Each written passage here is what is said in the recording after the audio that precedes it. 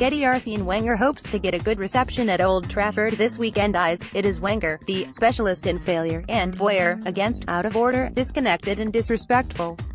Jose Mourinho: when you give success to stupid people, it makes them more stupid sometimes and not more intelligent. Wenger once said of his rival. That sort of thing tends to stick. But going into this clash between two teams 16 and 33 points off the lead respectively, when those coals are raked over ahead of this last trip to the theater of dreams, he asks disarmingly for a bit of perspective. Will I be friends with Jose? It depends, he grins. I respect him a lot, of course. You should give me a little bit of peace for my final weeks, don't push me into a final confrontation. I want to go peaceful, and Mourinho as well. He's a great manager, of course. It was a very different matter with Sir Alex Ferguson. The pair are friends now, mutual respect overwhelming the spats of the past that accompanied their jockeying for top spot. Virtually from the moment he set foot in England, Wenger's biannual clashes with the United manager became the must-watch battles of the Premier League.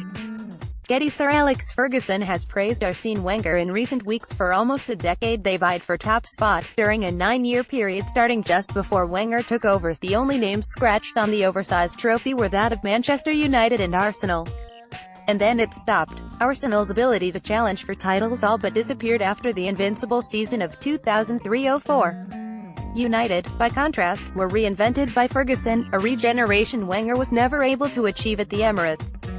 United spent 3 more years finishing top of the pile between 2007 and 2009, and it is only now, during this period of retrospection, that Wenger appreciates what an achievement that was. United is a massive club with fantastic players, he said. When I go back I realize what a great team they were. They had Ryan Giggs, Paul Scholes, David Beckham, Cristiano Ronaldo and Wayne Rooney together as young players. Ruud van Nistelrooy and all these players together. Then you see what they have done later, and that shows the challenge. They had an unbelievable team. I realized that better at a distance than at the time. GETTYArsene Wenger was sent to the stands at Old Trafford in 2009. Arsenal is the love of my life.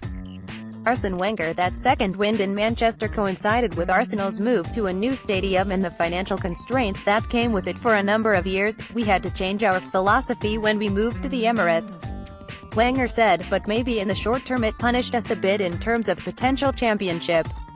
In the very long term it was the right decision. Things could have worked out very differently, of course. It could have been the Frenchman in the home dugout tomorrow.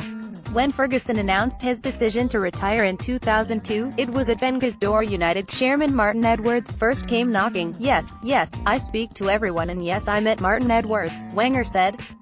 Many people came to see me in my home, but I was always loyal to this club. I've turned many clubs down to stay here. I've had the challenge of moving to the stadium here. It's just the way I feel in my life. Arsenal is the love of my life. In reality, it could not have been any other way. The image from 2009 when Wenger was sent to the stands only to find himself arms outstretched perched on a wall in front of a baying mob is an iconic one. It has always been him against them. I don't know what kind of reception I will get, he admitted. I will be focused on winning the game. There have been some great battles in 22 years. If I get a good reception I will take it. One thing for sure is, he will not be getting too emotional.